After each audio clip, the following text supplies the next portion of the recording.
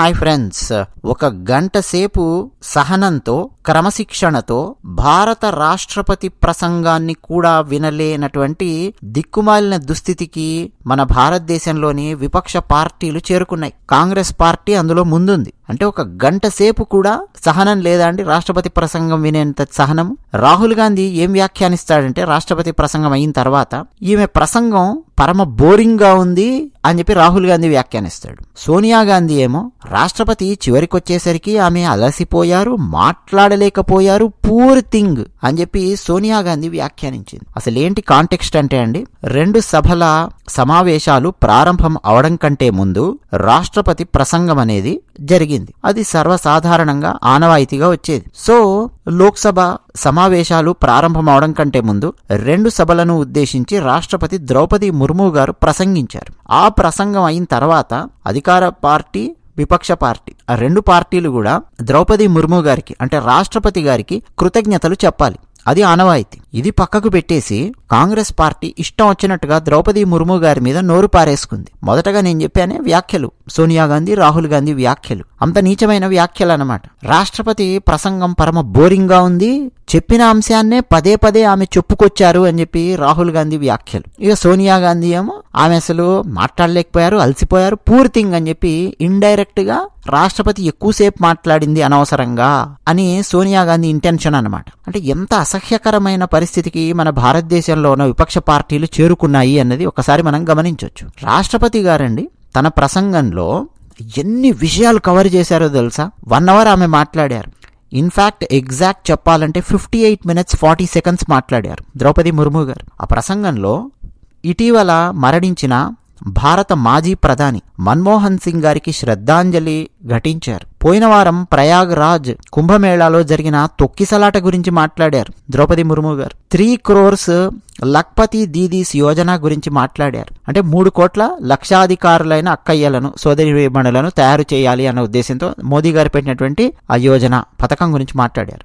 ఈ మధ్య మన భారతదేశంలో మహిళలు ఫైటర్ జెట్స్ కూడా నడుపుతూ ఉన్నారు అన్న అంశం గురించి మాట్లాడారు. ఇండియన్ ఆర్టిఫిషియల్ ఇంటెలిజెన్స్ అనే అంశం గురించి మాట్లాడారు. నార్త్ ఈస్ట్లో ఉన్న 8 రాష్ట్రాలు మొట్టమొదటిసారి అష్టలక్ష్మి ఫెస్టివల్ జరుపుకున్నాయి అన్న అంశాన్ని మాట్లాడారు. ఆర్టికల్ 370 రద్దు తర్వాత జమ్మూ కాశ్మీర్లో జరిగిన ఎలక్షన్స్ గురించి మాట్లాడారు. వక్ఫ్ బోర్డు సవరణ బిల్లు గురించి మాట్లాడారు. Udhampur, Srinagar, Baramulla rail link project గురించి మాట్లాడారు. గగనయాన్ గురించి మాట్లాడారు. ఎన్ని విషయాలండి. నేను ఒక్కసారి ఆమె ప్రసంగం వినే ఇప్పుడు నాకు గుర్తొచ్చినవి చెప్తేనే ఎన్ని పాయింట్స్ చెప్పానో చూడండి. ఇట్లా ఎన్నెన్నో అంశాలు ద్రౌపది ముర్ము గారు కవర్ చేశారండి తన 58 minutes 40 seconds ప్రసంగంలో. అంటే ఏం చేస్తోంది ప్రస్తుతం ప్రభుత్వము, ఏం చేయాలనుకుంటోంది, భారతదేశాన్ని ఇంకా ఎలా చూడాలనుకుంటున్నాము. For example Indian artificial intelligence దాన్ని ఎట్లా తీసుకురావాలనుకుంటున్నారు, దానికి ఒక ప్లాన్ ఉంది అన్న అంశాన్ని ఆమె స్పృశించడం గాని, ఇట్లా ఎన్నెన్నో విషయాలు ఆమె చెప్తూ ఉంటే విని ఆ తర్వాత ఆమెకు ధన్యవాదాలు చెప్తారా రాష్ట్రపతి గారికి? లేదు, ఆమె మీద ఇష్టం వచ్చినట్టు విసుర్లు, వ్యాఖ్యలు, సెటైర్లు ఇవే చేసేది. పరమ బోరింగ్ గా ఉంది అని చెప్పి అంటున్నారండి రాష్ట్రపతి ప్రసంగం. ఆమె మాట్లాడినటువంటి ప్రతి వాక్యం కూడా చాలా చాలా ముఖ్యమైన వాక్యము. ప్రతి వాక్యంలోనూ ఏదో ఒక అద్భుతమైన అంశం గురించి ఆమె స్పృశించుకుంటూ వెళ్లారు మన భారతదేశానికి సంబంధించి. అది వినే ఓపిక ఎంపీలకే లేకపోతే, అంటే అది వినే ఓపిక రాహుల్ గాంధీ, సోనియా గాంధీకే లేకపోతే ఇక నెక్స్ట్ రాహుల్ గాంధీని రేపో మాపో ప్రధానమంత్రిని చేస్తాను అని చెప్పి కలలు ఎలాగంటారండి వీళ్ళు. అయితే మరోపక్క బీహార్ ఆర్జేడీ ఎంపీ పప్పు యాదవ్ ఆయనేం మాట్లాడారు తెలుసా? ఈ రాష్ట్రపతి ద్రౌపది ముర్ము రబ్బర్ స్టాంపు, ఆమె లవ్ లెటర్ చదివినట్టు తన ప్రసంగాన్ని ఉభయ సభలను ఉద్దేశించి ప్రసంగ పాఠం చదివారు అని చెప్పి ఈయన ఒక డైలాగ్ వేశాడు. సో ఇట్లా మాట్లాడుతున్నారండి. అయితే నరేంద్ర మోదీ గారు లెఫ్ట్ అండ్ రైట్ ఇచ్చారండి వీళ్ళందరికీ కలిపి. మోదీ గారు ఏమన్నారంటే, ఒక పక్క గిరిజన మహిళ ద్రౌపది ముర్ము గారు భారతదేశంలోని అత్యున్నతమైన స్థానం, రాష్ట్రపతి స్థానం, అక్కడి దాకా వెళ్లారు. అక్కడి దాకా వెళితే వీళ్ళెవరు కూడా సహించలేకపోతూ ఉన్నారు. ఎంతసేపు వీళ్ళ గాంధీ కుటుంబాలలో ఉన్నవాళ్లు వాళ్లే పెద్ద పెద్ద పదవుల్లో ఉండాలి అన్నది వీళ్ళ ఉద్దేశ్యము. గిరిజన వర్గం నుంచి వచ్చిన రాష్ట్రపతిని అవమానించారు. రాష్ట్రపతి పట్ల కాంగ్రెస్ పార్టీ చూపించిన అహంకారము, అగౌరవము స్పష్టంగా అర్థమవుతోంది. ఈ రాజకుటుంబం యొక్క అహంకారం చూడండి అని చెప్పి నరేంద్ర మోదీ గారండి లెఫ్ట్ అండ్ రైట్ ఇచ్చారు. అది కూడా ఢిల్లీ అసెంబ్లీ ఎన్నికల ప్రచారంలో ఒక వేదిక మీద నరేంద్ర మోదీ గారు ఈ వ్యాఖ్యలు చేశారు.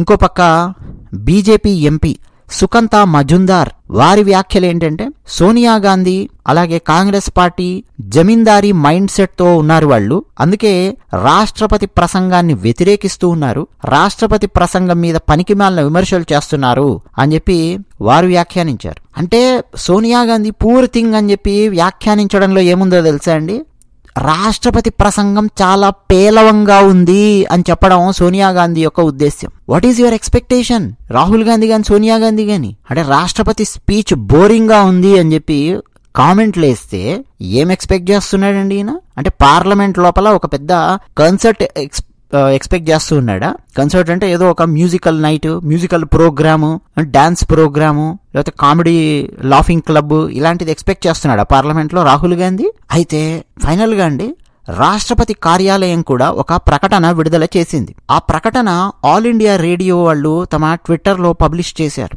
రాష్ట్రపతి కార్యాలయం నుంచి ఏమొచ్చిందంటే, ప్రసంగం చివరికి వచ్చేసరికి రాష్ట్రపతి అలసిపోయారని, మాట్లాడలేకపోయారని, పేలవంగా ఉంది అని కొంతమంది కాంగ్రెస్ పార్టీ ముఖ్య నేతలు మాట్లాడారు. అది ఏమాత్రం ఆమోదయోగ్యం కాదు. చాలా స్పష్టంగా దేశ అత్యున్నత కార్యాలయం యొక్క హోదాను తగ్గించే విధంగా కాంగ్రెస్ పార్టీ వ్యాఖ్యలున్నాయి.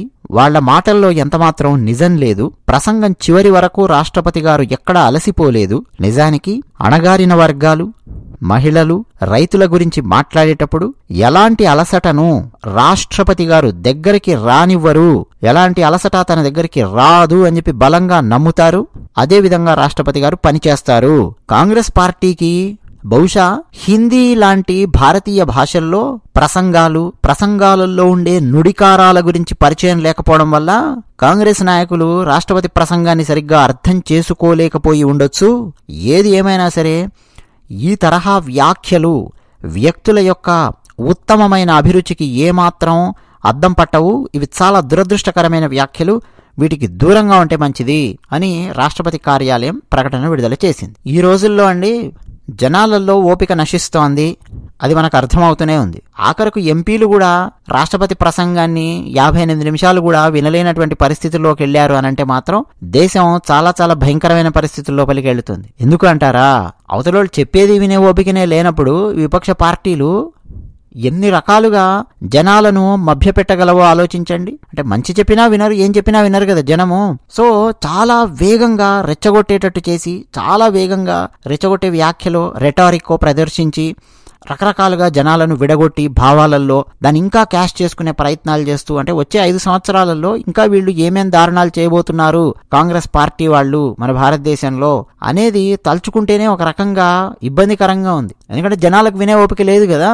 దాన్నే కరెక్ట్ గా వీళ్ళు క్యాష్ చేసుకుంటూ ఉన్నారు. ఆ మధ్య శంకర్ గారు గేమ్ చేంజర్ అని చెప్పి సినిమా తీశారు. ఆ సినిమా రిలీజ్ అవడం కంటే ముందు డైరెక్టర్ శంకర్ కొన్ని వ్యాఖ్యలు చేశారు. మా గేమ్ చేంజర్ సినిమాలో సీన్స్ అన్ని కూడా చాలా ఫాస్ట్ గా ఇన్స్టాగ్రామ్ వీడియోస్ కనుక వచ్చిన టక టక టక టక వెళ్ళిపోతూ ఉంటాయి ఫాస్ట్ గా అని చెప్పి ఆయన వ్యాఖ్యలు చేశారు. ఆ వ్యాఖ్యలకు ఆయన ఇంకొక ట్యాగ్ ఏమి ఇచ్చారంటే, ఈ మధ్య కాలంలో ఎవరికి కూడా ఓపిక ఉండడం లేదు, చాలా మంది షార్ట్స్, ఇన్స్టాగ్రామ్ లో రీల్స్ అవి చూడడానికి అలవాటు పడ్డారు కాబట్టి దానికి అనుగుణంగా మేము సినిమా తయారు చేయడం జరిగింది అని చెప్పి శంకర్ గారు అన్నారు, డైరెక్టర్ శంకర్. దాన్ని తప్పుపడుతూ బాలీవుడ్ డైరెక్టర్ అనురాగ్ కాశ్యప్ కొన్ని వ్యాఖ్యలు చేశాడు. అది తప్పు, జనాలకు ఏం కావాలో ఆ కోణంలో తీయడం కాదు అని చెప్పి ఆయన కొన్ని రకరకాల వ్యాఖ్యలు ఆయన చేశాడు అనురాగ్ కాశ్యప్. నాకు తెలిసిన వాళ్లను గేమ్ చేంజర్ సినిమా రిలీజ్ అయిన తర్వాత అది ఎలా ఉంది అని చెప్పి అడిగితే ఎగ్జాక్ట్ అదే చెప్పారండి. గేమ్ చేంజర్ సినిమాలో ఒక సీన్ కి మరో సీన్ కి సంబంధం లేనట్టు టక వెళ్ళిపోతూ ఉన్నట్టుగా ఉంది. 30-40 ట్రైలర్స్ ను, ఒక సినిమాకు మరో సినిమాకు సంబంధం లేని ట్రైలర్స్ అన్నింటినీ అతికిచ్చి జత చేసి వదిలితే ఎలా ఉంటుందో అలా ఉంది. అంటే ఎక్కడ కూడా మనము ఎమోషనల్ గా కనెక్ట్ అయ్యేటటువంటి పరిస్థితి లేదు సినిమాకి.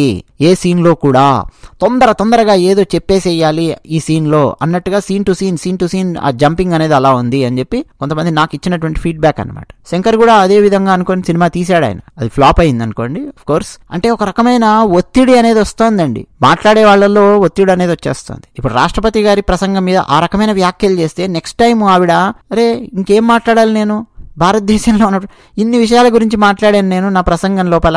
ఇంకా కట్ షాట్ చేయాలా నా ప్రసంగాన్ని?